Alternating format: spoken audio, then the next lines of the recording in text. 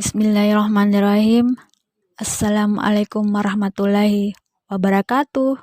Wah, apa kabar semua? Semoga sehat selalu dan dalam lindungan Allah Subhanahu wa Ta'ala, serta Allah meridhai aktivitas kita hari ini. Amin. Sebelum belajar, marilah kita berdoa terlebih dahulu agar ilmu yang diterima mudah dipahami. Bismillahirrahmanirrahim. Rabbi zidni ilman warsukni fahma waj'alna minas solihin.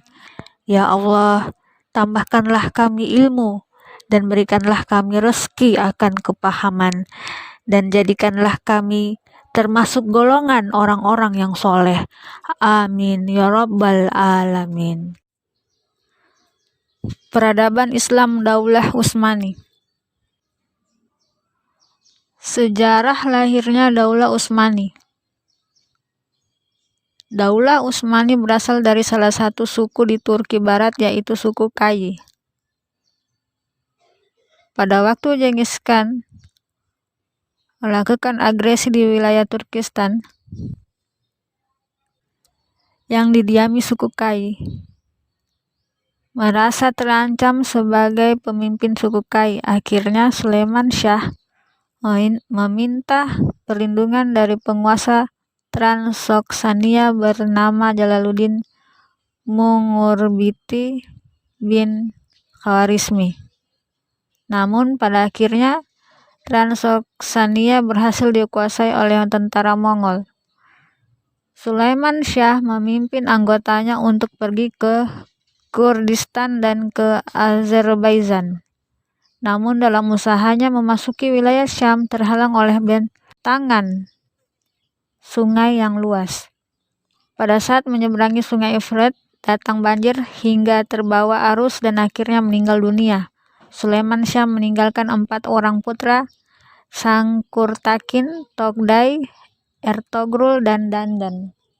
Pasca meninggalnya Sulaiman Shah, sekelompok besar keluarganya terbagi menjadi 2. Satu kelompok menginginkan kembali ke daerah asal dan satu kelompok lainnya melanjutkan ekspedisi ke wilayah Asia Kecil bersama Ertogrul dan Dandan. Dalam perjalanan Ertogrul, putra ketiga dari Sulaiman Shah, diangkat sebagai pemimpin baru hingga akhirnya mereka menetap di Anatolia. Ketika terjadi pertempuran antara pasukan Sultan Alauddin I dari Bani Seljuk Rum dengan Kekaisaran Bizantium Romawi Timur, maka Ertogrul dan para pengikutnya membantu pasukan Alauddin I hingga mencapai kemenangan. Atas bantuannya ini, Alauddin I sangat berterima kasih dan memberi hadiah Ertogrul dan kelompoknya berupa daerah dari pegunungan Armenia dan lembah Saguta di sepanjang Sungai Sakarya.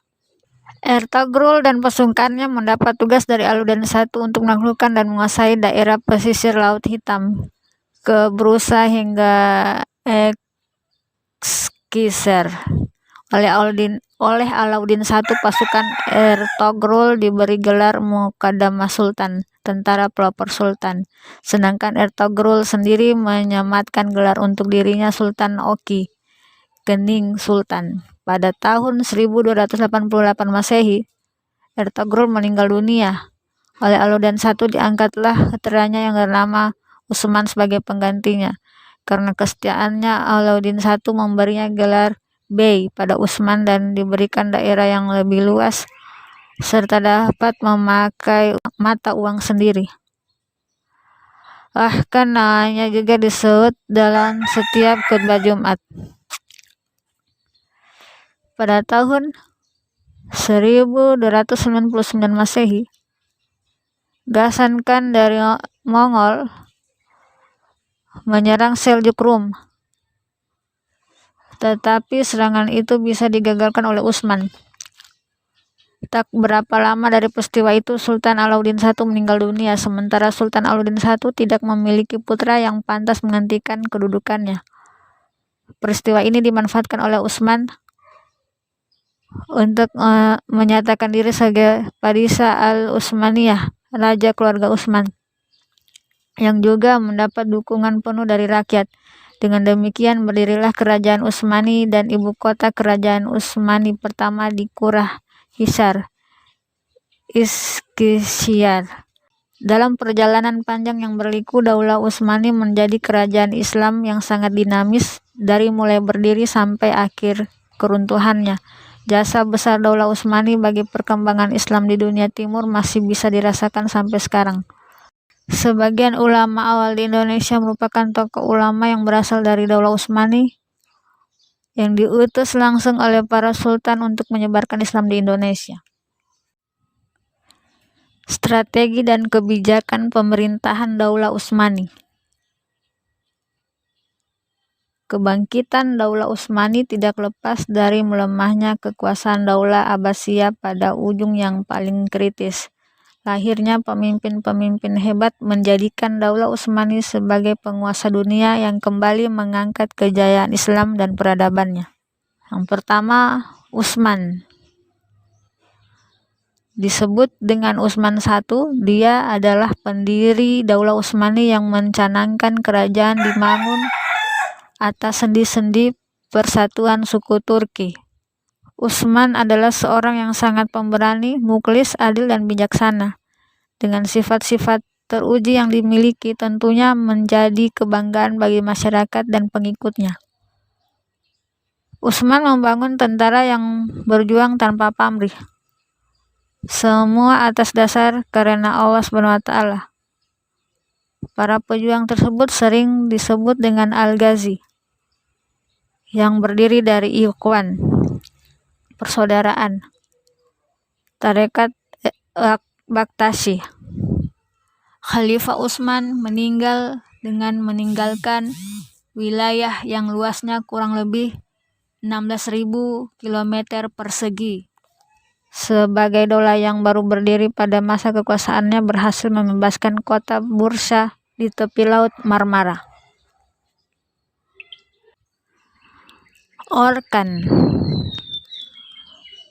menggantikan kedudukan ayahandanya. Orkan memindahkan kerajaan dari Qurrah Hisar, Iskishar ke Bursa. Pada masa kekuasaan Orkan, bergabunglah wilayah Turkeman. Kemudian perluasan wilayah dilanjutkan ke Nicaea, Nikomedia, Skutari. Ia juga bisa mengontrol wilayah Teluk Edremit. Orkan berhasil mendirikan jabatan Shah Asam, Perdana Menteri. Jabatan tersebut diberikan pada adiknya, yaitu Alauddin. Tentara di era Orkan dibentuk dengan sistem yang sangat rapi dan teratur.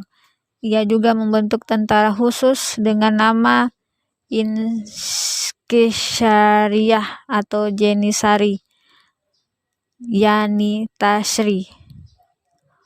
Bendera pada saat itu berwarna merah dengan bulan sabit di tengahnya. Di bawah bulan sabit terdapat gambar pedang yang mereka sebut Zulfikar, yaitu nama pedang yang pernah dimiliki oleh Ali bin Abi Thalib.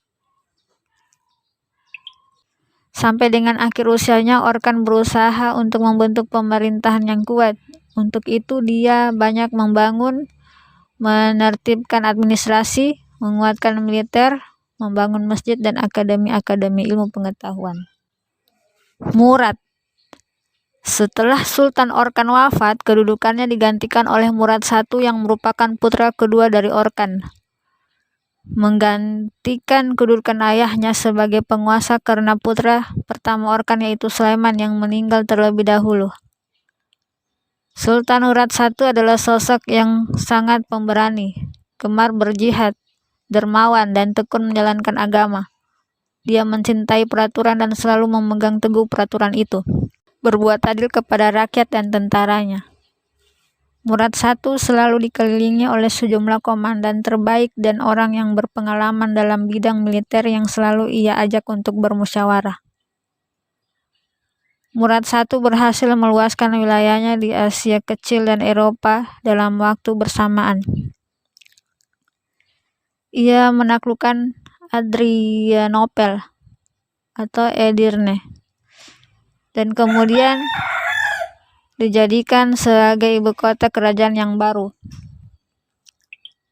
serta membentuk pasukan berkuda, kavaleri.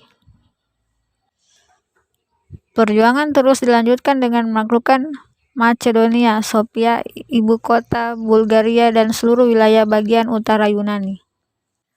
Banyaknya kota-kota yang ditaklukkan oleh Murad I dan hampir tidak terbendung, membuat bangsa Eropa mulai cemas.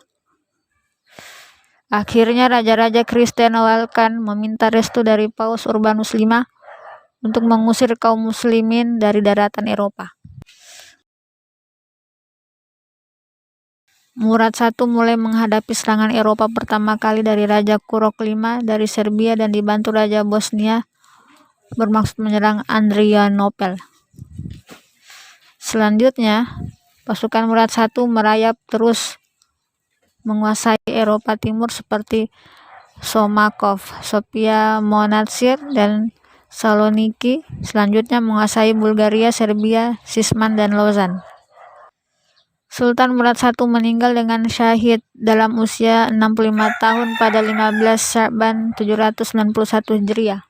Sultan Murad I mewarisi kekuasaan yang luas, 5 kali lipat kekuasaan ayahnya. Banyak hal yang bisa dipetik hikmahnya dari kepemimpinan Sultan Murad I, diantaranya: pertama, menyebarkan Islam yang semakin meluas di wilayah Balkan, banyak pemimpin mereka yang masuk Islam. Kedua, Daulah Utsmani semakin dihormati dan dihargai oleh bangsa Eropa. Ketiga, pengaruh Daulah Utsmani semakin luas sehingga syiar Islam semakin berkembang. Bayazid I. Setelah Sultan Murad I wafat, kepemimpinan Daulah Utsmani dilanjutkan oleh putranya yaitu Sultan Bayazid I. Dia adalah orang yang sangat pemberani, cerdas, murah hati, dan memiliki semangat yang kuat untuk menaklukkan perluasan wilayah Islam.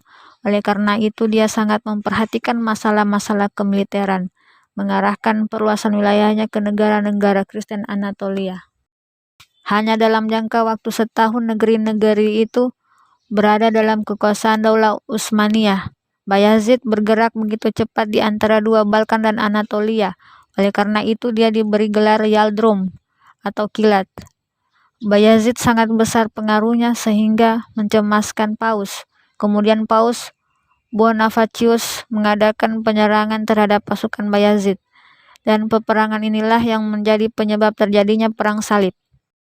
Konstantinopel hampir saja bisa dikuasai, namun Bayazid mengurungkan niatnya dari penaklukan Konstantinopel karena munculnya bahaya baru terhadap Daulah Utsmaniyah. Bahaya baru itu adalah adanya serangan tentara Mongol di bawah pimpinan Timur Leng. Ada beberapa faktor yang menyebabkan perselisihan antara Timur Leng dan Bayazid, antara lain sebagai berikut. Pertama, para pemimpin di wilayah Irak atau Baghdad yang wilayahnya ditaklukkan oleh Timur Leng banyak yang meminta perlindungan kepada Bayazid. Kerajaan-kerajaan Kristen memprovokasi Timur Leng untuk menyerang dan mengalahkan Bayazid. Ketiga, adanya kesalahpahaman di antara kedua belah pihak sehingga saling menghina dengan saling membakar surat. Keempat, di antara keduanya sama-sama saling berusaha untuk meluaskan wilayah kekuasaannya. Kekalahan dari Timur Leng meninggalkan luka yang mendalam, namun itu menjadi hikmah agar penerusnya melakukan introspeksi diri, sehingga buahnya dapat dipetik di kemudian hari saat menaklukkan Konstantinopel.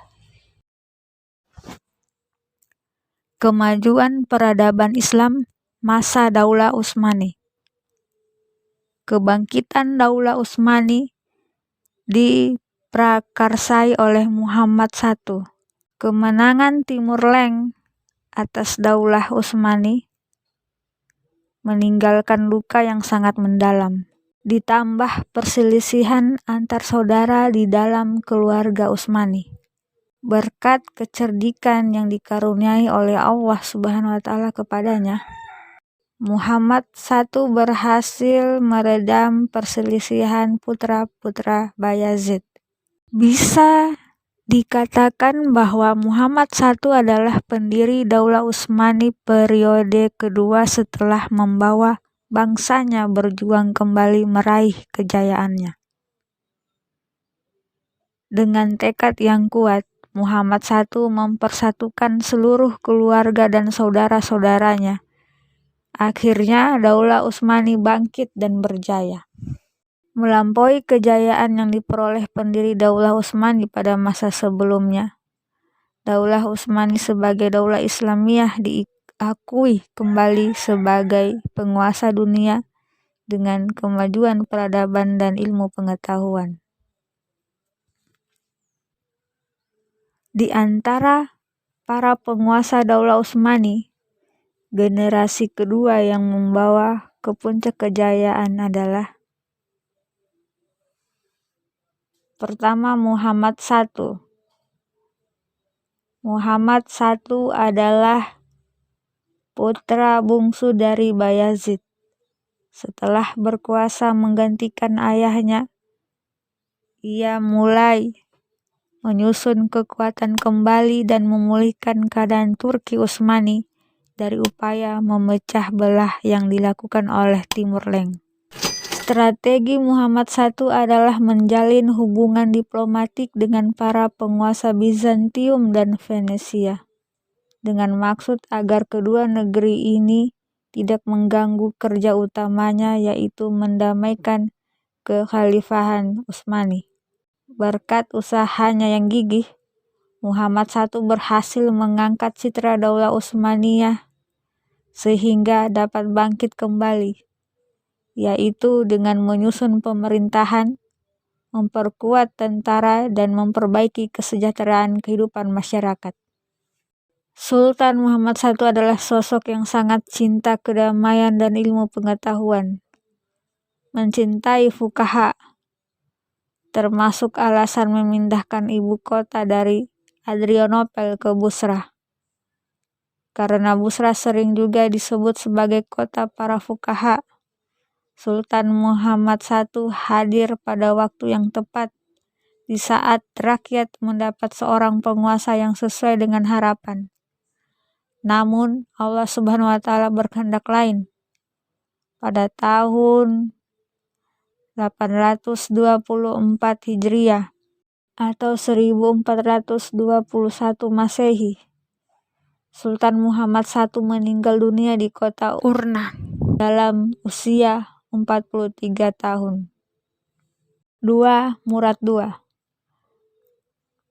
Murad II menggantikan ayahandanya Muhammad I pada usia yang masih 18 tahun. Dia dikenal sebagai penyair dan orang yang mencintai ulama. Cita-cita Sultan Murad II adalah melanjutkan usaha perjuangan Muhammad I. Prioritas utama perjuangannya adalah merangkul kembali daerah-daerah yang terlepas dari Daulah Utsmani sebelumnya, yaitu daerah Asia Kecil, Saloniki, Albania, Falak, dan Hongaria. Sultan Murad II membuat istana penguasa bernuansa akademis. Hal tersebut dilakukan agar kegiatan keilmuan tetap berkembang pada zamannya. Dia mengirimkan sejumlah uang untuk kesejahteraan penduduk Mekah, Madinah, dan Baitul Maqdis sebanyak 3.500 dinar setiap tahunnya. Sultan Murad II menghembuskan nafas terakhir pada tanggal 16 Muharram 855 Hijriah, bertepatan dengan tanggal 18 Februari 1451 Masehi di Adrianopel menjelang usia 47 tahun, dan sesuai wasiatnya kemudian dimakamkan pada hari Jumat di samping Masjid Jami' Muradiyah di Bursa. 3. Muhammad II Al-Fatih. Al-Fatih adalah gelar kebanggaan beliau karena berhasil menaklukkan Konstantinopel. Muhammad Al-Fatih atau Abu Al-Khairat diangkat menjadi pemimpin Daulah Utsmaniyah ketika itu baru berumur 22 tahun. Muhammad Al-Fatih berusaha membangkitkan kembali sejarah umat Islam sampai dapat menaklukkan Konstantinopel sebagai ibu kota Bizantium. Sejak belia, Muhammad Al-Fatih sudah dididik oleh ulama-ulama Rabbani. Di antara gurunya adalah Muhammad bin Hamzah Al-Dimashqi Al-Rumi. Beliau lebih populer dengan sebutan Syekh Syamsuddin. Di antara gurunya lagi adalah Syekh Ahmad bin Ismail Al-Qurani. Berdasarkan hadis Nabi Muhammad SAW, pada suatu saat kota Konstantinopel pasti akan ditaklukkan oleh umat Islam, dan sebaik-baiknya pemimpin adalah yang menaklukkannya, dan sebaik-baik pasukan adalah pasukannya. Konstantinopel merupakan kota yang sangat penting dan belum bisa dikuasai penguasa Islam sebelumnya. Konstantinopel merupakan salah satu kota terpenting di dunia. Kota ini dibangun pada kisaran tahun 330 Masehi oleh Kaisar Bizantium yaitu Konstantin I. Memiliki letak yang sangat strategis sehingga dikatakan andai kata dunia ini sebagai kerajaan, maka Konstantinopel akan cocok untuk menjadi ibu kota kerajaan itu. Muhammad II Al-Fatih berhasil menguasai Konstantinopel dengan perencanaan dan persiapan yang matang dan juga strategi yang baik. Kota Konstantinopel jatuh ke pangkuan umat Islam pada 20 Jumadil Ula 857 Hijriah atau 29 Mei 1453 Masehi. Setelah memasuki Konstantinopel, di sana terdapat sebuah gereja Hagia Sophia atau Hagia Sophia. Al-Fatih memasuki gereja tersebut yang digunakan sebagai tempat perlindungan terakhir para pendeta, rahib, dan masyarakat. Al-Fatih dengan kebaikan akhlaknya memberikan sikap bijaksananya dan perlindungan kepada seluruh penduduk Konstantinopel. Setelah salib-salib berhala dan gambar-gambar diturunkan, Hagia Sophia dibersihkan dan kemudian dijadikan masjid bagi umat Islam.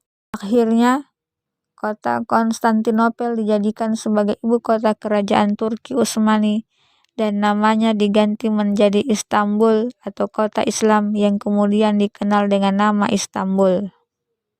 4. Bayazid II. Menggantikan kedudukan ayahnya, Bayazid II penguasa yang tidak terlalu kuat. Pada masanya terjadi perselisihan dengan saudaranya yaitu Jem yang diikuti juga oleh pengikut Jem. Ketidakharmonisan ini sedikit banyak berpengaruh terhadap kondisi masyarakat yang sebelumnya sangat dinamis. Bayazid II sangat perhatian terhadap pembangunan dan sarana umum, takaya, sawiyah atau tempat berkhalwat para sufi. Kesejahteraan para guru atau pengajar juga sangat diperhatikan.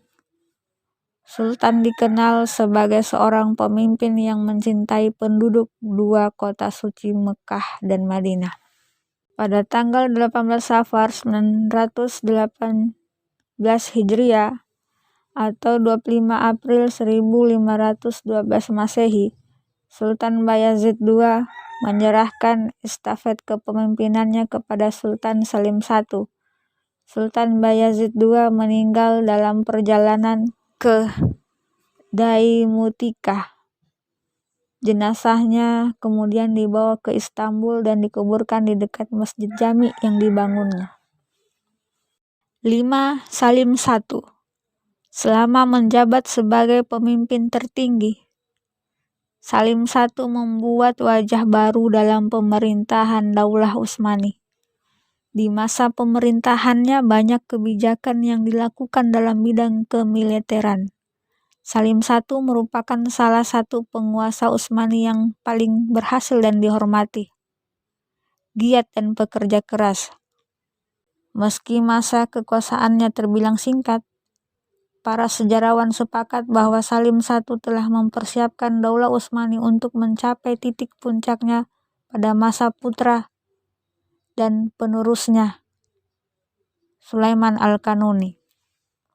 Salim I juga seorang pujangga yang menulis puisi dalam bahasa Turki dan Persia menggunakan nama Mahlas Selimi, yang kumpulan puisi Persianya masih utuh hingga hari ini. Dalam salah satu puisinya, dia menulis sebuah permadani cukup besar untuk diduduki oleh dua orang sufi, tetapi dunia tak cukup besar untuk dua orang raja. 6. Sulaiman Al-Qanuni. Sulaiman lahir pada tanggal 6 November 1469 Masehi di Trabzon. Sulaiman I atau Sulaiman Al-Qanuni naik tahta pada saat Turki Utsmani mengalami puncak kejayaan.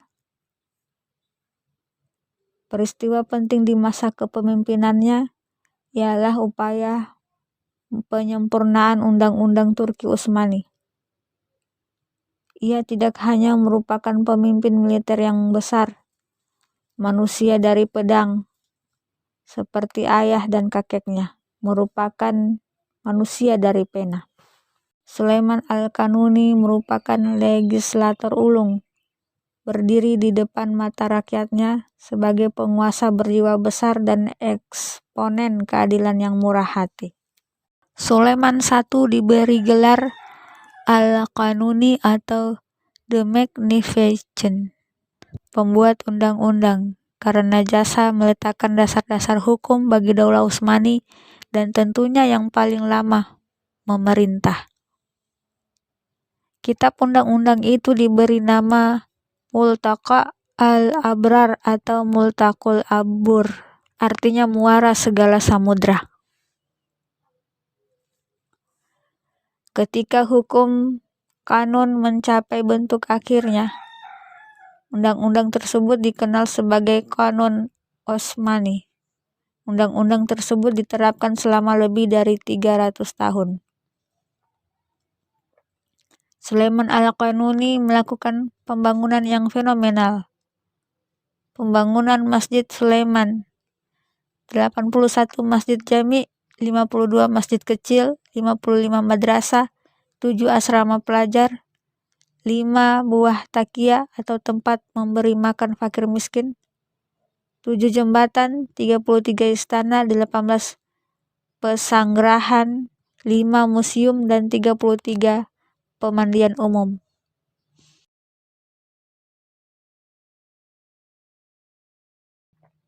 Dalam sebuah dokumen yang dibuat tahun 1526 terdaftar 40 kelompok seniman dengan lebih dari 600 anggota. Seniman yang bekerja di istana meliputi pelukis, penjilid buku, penjahit pakaian dari bulu, pengrajin perhiasan, dan penempa emas. Istanbul menjelma menjadi pusat kesenian visual, musik, penulisan, serta filsafat. Inilah periode yang paling kreatif dalam sejarah Daulah Utsmani. Daulah Utsmaniyah pada saat itu telah menjadi kekuatan yang disegani di dunia. Penaklukan yang dilakukan Sulaiman Al-Qanuni menyebabkan kesultanan menguasai kota-kota besar Islam seperti Mekah, Madinah, Yerusalem, Damaskus, dan Baghdad, sebagian besar di Balkan, serta sebagian besar Afrika Utara. Bagaimanapun juga, pemerintahan pada masa Sulaiman Al-Qanuni merupakan representasi puncak kejayaan politik Daulah Utsmani dan puncak keemasan pemerintahan Utsmani yang menjangkau sampai 3 benua. Sultan Sulaiman Al-Qanuni wafat pada tanggal 5 September 1566 Masehi. Hari itu adalah hari yang penuh duka cita. Umat Islam merasakan kesedihan dan kehilangan yang sangat mendalam. Kemunduran peradaban Islam masa Daulah Utsmani. Mundurnya Daulah Utsmani ditandai dengan kebangkitan bangsa Barat atau Eropa. Hal ini disebabkan karena lemahnya penguasa Daulah Utsmani dan lemahnya sistem pemerintahan. Pasukan Inqisyariyah juga berpengaruh terhadap kekacauan-kekacauan yang timbul pada saat itu. Era kemunduran Daulah Utsmani dimulai pada periode Salim I, Murad III, Muhammad III, Ahmad I, Mustafa I, Utsman II, Murad IV, Ibrahim I, Muhammad IV, Sulaiman II, Ahmad II, hingga masa terakhir kekuasaan Abdul Hamid II. Daulah Utsmani berakhir pada tahun 1909 Masehi dan benar-benar dihapuskan pada tahun 1924 Masehi dan berganti menjadi Republik Turki. Runtuhnya Daulah Utsmani setidaknya disebabkan oleh faktor-faktor sebagai berikut. Pertama, kondisi pemerintahan yang lemah dan kemerosotan akhlak para pemimpin Daulah Utsmani. Kemunduran Daulah Utsmani dimulai ketika para pemimpin dijangkiti penyakit yang menyerang bangsa-bangsa sebelumnya. Cinta dunia, pola hidup mewah dan berfoya-foya, sikap iri hati, saling membenci atau hasad, dan banyak perilaku zalim dari penguasa. Banyak masyarakat yang terlena dengan gemerlap dunia, namun banyak juga yang merana dan terbelenggu dalam jurang kemiskinan. Sehingga lambat laun banyak yang meninggalkan nilai-nilai agama dan sosial. Kedua, melemahnya kekuatan militer dan serangan dari bangsa Eropa. Sebelum terjadinya Perang Dunia Pertama yang mengakhiri Daulah Utsmani, banyak terjadi upaya penyerangan dari raja-raja Eropa. Hal ini sudah dimulai sejak akhir abad 16. Yang ketiga, gerakan oposisi sekuler. Selain serangan dan konspirasi dari pihak luar, Daulah Utsmani juga mendapat perlawanan dari organisasi sekuler dan nasionalis. Dalam perjuangannya, mereka banyak dibantu oleh pihak barat dan mewujudkan cita-citanya. Puncaknya terjadi pada tahun 1909 Masehi dengan dalih gerakan mogok massal. Organisasi Persatuan dan Kesatuan berhasil memasuki Istanbul, menyingkirkan Abdul Hamid II dan melucutinya dari pemerintahan dan keagamaan. Setelah itu, hanya tinggal simbol-simbol Daulah Utsmani. Sekian dan terima kasih. Semoga video ini bermanfaat. Akhirul kalam. Wabillahi taufiq wal hidayah. Assalamualaikum warahmatullahi wabarakatuh.